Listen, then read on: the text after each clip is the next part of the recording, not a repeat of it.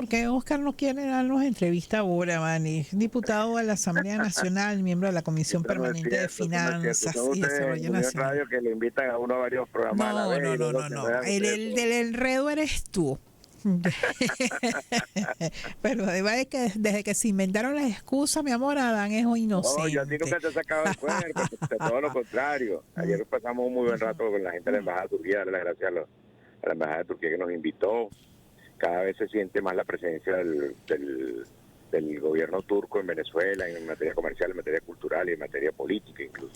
Sí, Además, nos bueno, pudimos ver la ya no, cara a el los embajador distintos nos sectores invitó de a la aprender oposición. turco, ya. Además, nos vimos la cara a los de distintos sectores del país. Ahí podemos, en la Embajada de Turquía, pudimos coincidir todos los de un lado y los del otro Así es. sin ningún inconveniente. Bueno, pero hablemos de los temas nacionales. Está en marcha la consulta pública nacional para la reforma de las leyes electorales. Oscar, quisiera tu En este momento comentario voy en sobre qué está camino a la pasando. consulta pública de la ciudad de Caracas, que se va a hacer en la alcaldía del municipio de Libertador. Nuestra anfitriona hoy es la alcaldesa de Caracas, la almiranta Carmen Maniglia. Y vamos en camino para allá. Carmen Carmen Meléndez, Meléndez, te correcto. aclaro. Sí, es cierto. La almiranta Carmen Meléndez, que es nuestra anfitrión hoy en la mañana, y la Asamblea Nacional está legislando de puertas abiertas, escuchando a la gente, intentando incentivar mucho más la participación política, hacer del voto un instrumento útil para la representación y un instrumento útil para la gente. Que la gente sienta que el votar le sea realmente elegir y tomar decisiones que le permitan mejorar su calidad de vida, que le permitan A ver, tenemos ahí alguna dificultad con la vocer. comunicación. Discúlpanos un momento, que se te interrumpió la comunicación y no se interrumpió tu frase, Oscar. ¿Me escuchas ahora sí? Ahora sí te escuchamos perfecto. Te decía que nosotros estamos incentivando el tema de la reforma de las leyes electorales de tal manera que la gente sienta que el voto es un instrumento útil para la transformación, que es un instrumento útil para el cambio, que le sirva para apalancar las decisiones que le permitan tener una mejor calidad de vida, que tengan una mejor capacidad adquisitiva del salario, etcétera. Y en eso estamos trabajando, en hacer una ley electoral lo más equilibrada posible, lo más representativa posible, que el que gane no se lo lleve todo y que el que pierda no tiene por qué desaparecer ni por qué irse preso, muerto o desterrado. Simplemente perdiste la elección y puedes seguir incorporado a pesar de ser minoría, puedes seguir trabajando por el país desde tu posición, respetando las distintas formas de pensar. Y eso es lo que estamos intentando construir en esta modificación de las leyes electorales. Ahora, las propuestas que en el caso de Acción Democrática, ustedes ya definieron algunos temas, algunas ideas para las propuestas. ¿Han encontrado acogida en la consulta pública?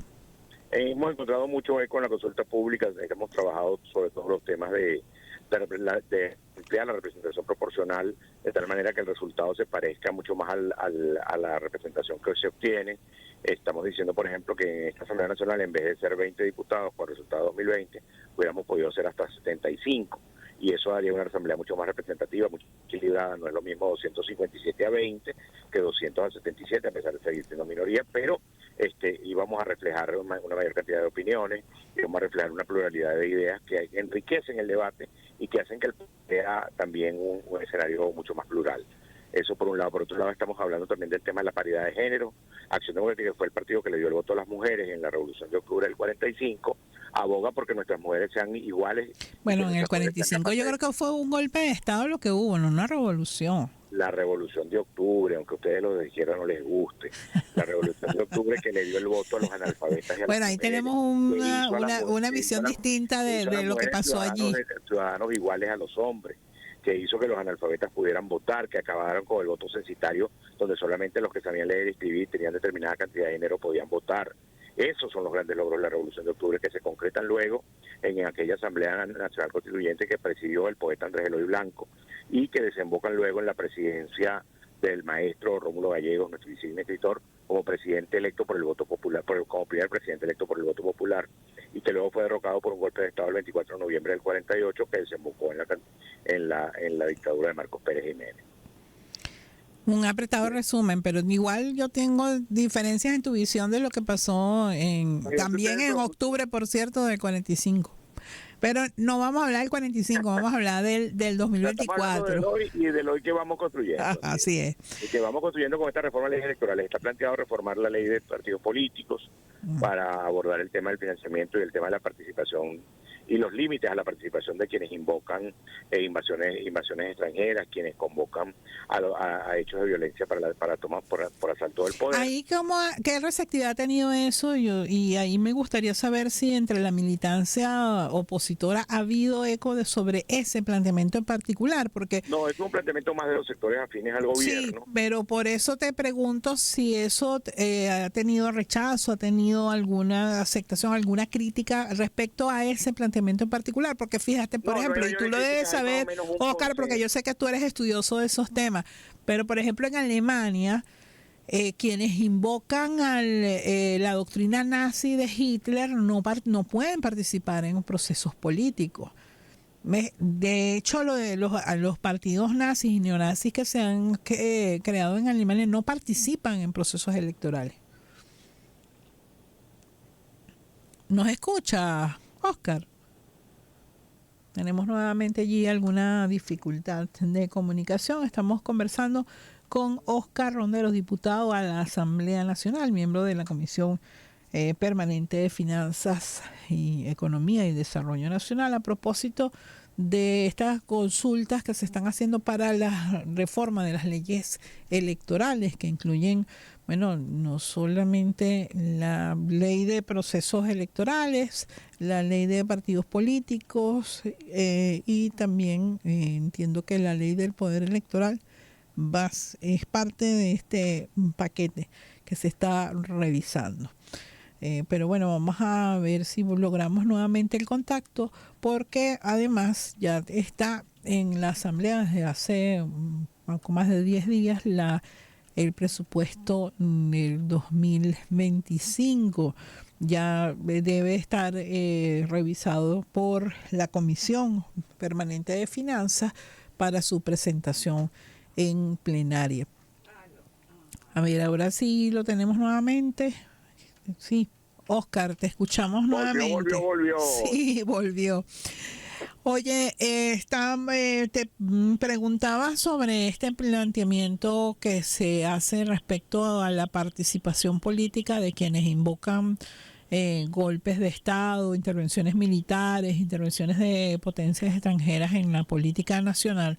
Porque, por ejemplo, en el caso alemán, los partidos o las organizaciones, las personas que invocan las doctrinas nazis no pueden participar en los procesos electorales. Eso es ley en Alemania desde la Segunda Guerra Mundial. Ahora, no sé si en el caso de la militancia opositora hay alguna reacción respecto a este planteamiento. No hay ninguna reacción. Hay bastante conciencia en nuestra gente de la necesidad de la convivencia entre venezolanos, que nadie puede estar invocando sanciones ni intervenciones militares. Y si bien es una limitación a los derechos, es una limitación que se va a establecer por ley y que está prevista expresamente constitucional la posibilidad de que esas limitaciones se establezcan en la ley. Y eso es lo que vamos intentando construir. Allí además hay consenso de parte nuestra.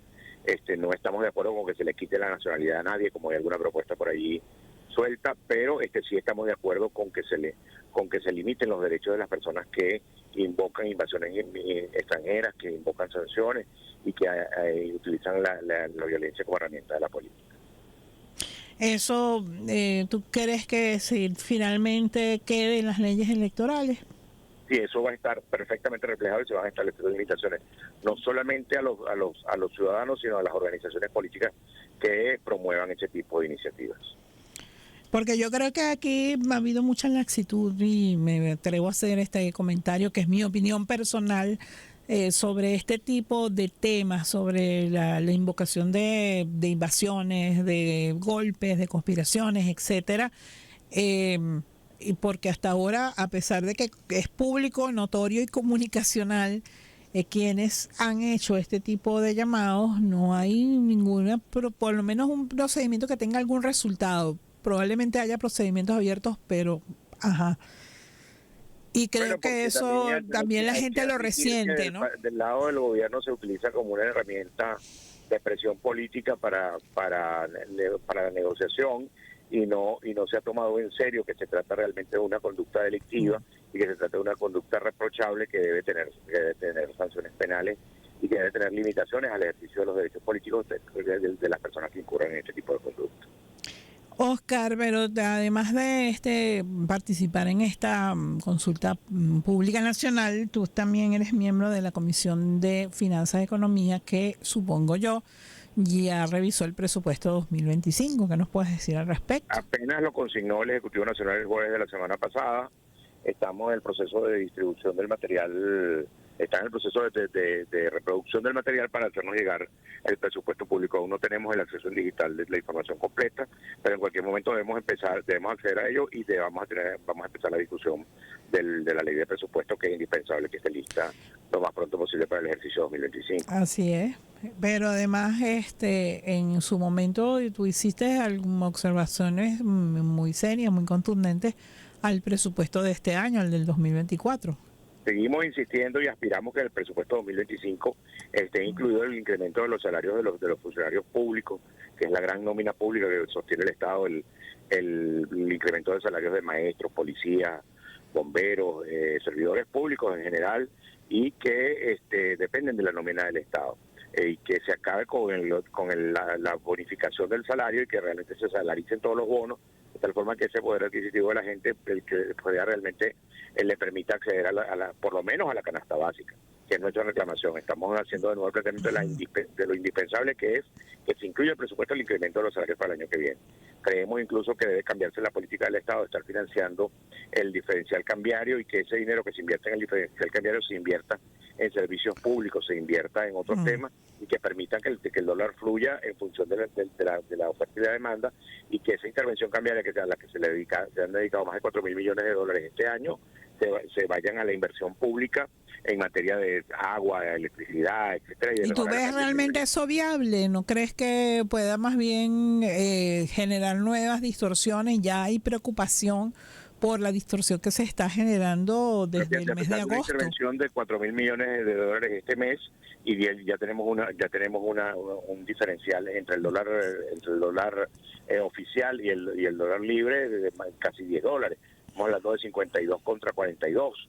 En consecuencia, pareciera que la política no termina de ser suficiente. O sea, ninguna cantidad de dólares es capaz de saciar al mercado, y pareciera que lo más barato de comprar en Venezuela hoy, más que un kilo de carne, es más barato comprar $1. Pero yo tengo ahí mis dudas de cuánto efectivo puede ser limitar o eliminar esa estrategia que se ha emprendido desde el Banco Central.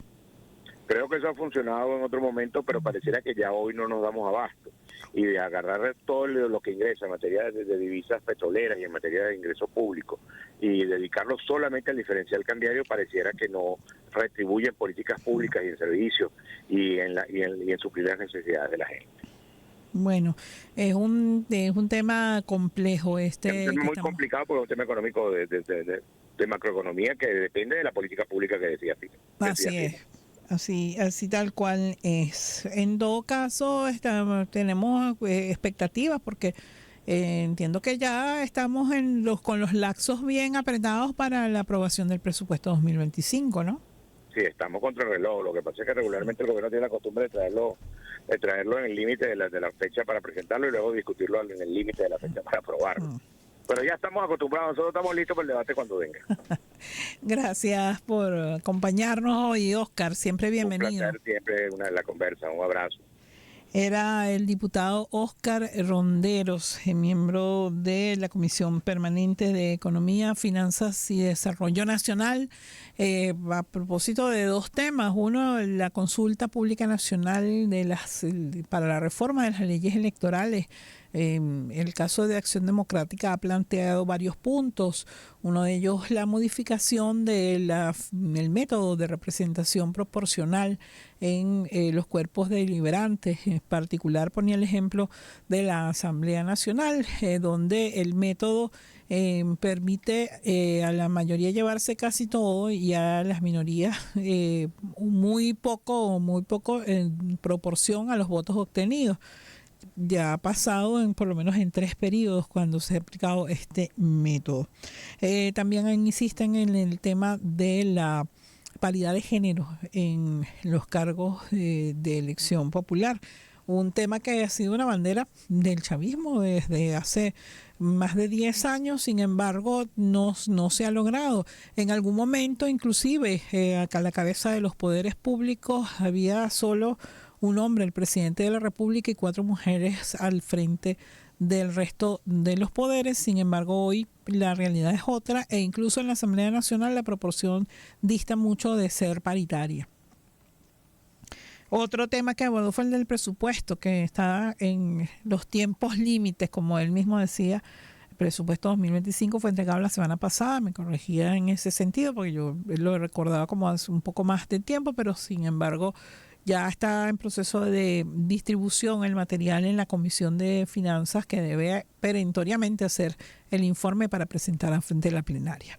Hacemos la pausa a esta hora y volvemos en minutos.